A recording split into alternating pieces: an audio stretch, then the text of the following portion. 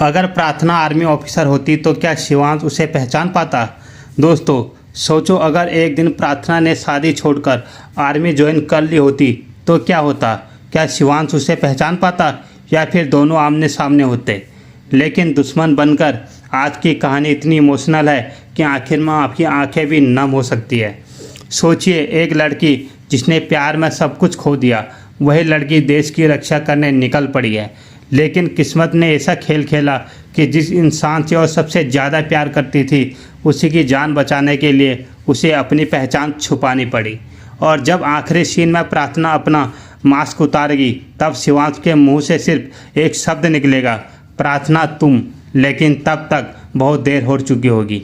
आखिर ऐसा क्या हुआ, पूरी कहानी अंत तक देखना, क्योंकि आखिरी 30 सेकंड में पूरी कहानी पलट देंगे। तो जिस दिन प्रार्थना की ज़िंदगी पूरी तरह टूट गई, उस दिन उसने एक फैसला लिया, अब मैं किसी के लिए नहीं रोऊंगी, अब मैं सिर्फ अपने देश के लिए जीऊँगी। बस अगले ही दिन प्रार्थना आर्मी की भर्ती की तैयारी में शुरू कर देती है। उधर शिवांश को लगता है कि प्रार्थना अब भी उसे ढूंढ रही होगी। अरे भाई, ये कोई टीवी सीरियल वाली पुरानी प्रार्थना नहीं है, अब ये वर्दी वाली शेरनी बन चुकी है। कई साल बाद 3 साल बीत चुके हैं।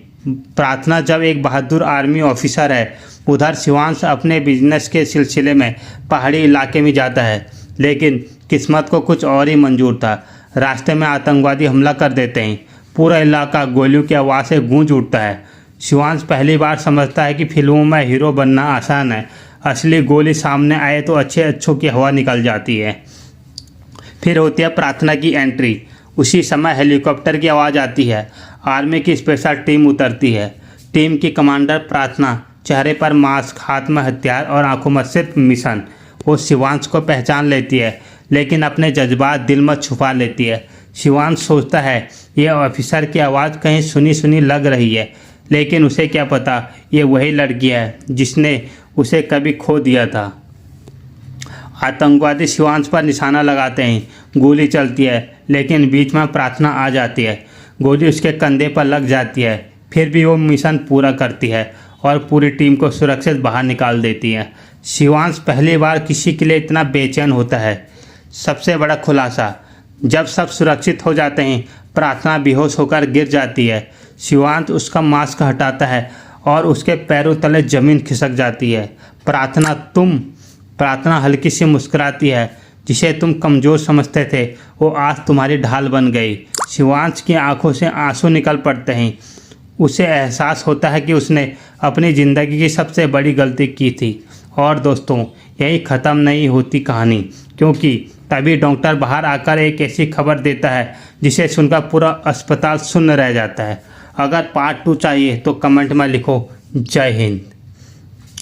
तो गैस, आपको क्या लगता है, क्या प्रार्थना ने सही किया या बेबस होकर जब उसकी शादी शिवांश ने उसे छोड़ा चुपचाप घर में बैठ जाती। पर प्रार्थना हिम्मत नहीं हारी और एक नई कोशिश की कि मैं भी कुछ कर सकती हूँ, और उसने वापस जो उसका बचपन का सपना था आर्मी में जाने का, वो पूरा किया। और आप जैसे कितनी ऐसी महिलाएं हैं जो अगर इस कंडीशन में होती है तो घर बैठ जाती हैं। तो आप लोगों को कभी हार नहीं मानना है ज़िंदगी में। अगर ऐसी सिचुएशन आए, खुद अपने पैरों पर खड़ा होना है और देश की रक्षा करनी है, और अपने लिए, अपने सम्मान के लिए हमेशा खड़े रहना है। वीडियो अच्छे लगे, वीडियो को लाइक करना, शेयर करना, फॉलो करना और कमेंट में अपनी राय जरूर देना। मिलते हैं नई जानकारी के साथ, तब तक के लिए बाय।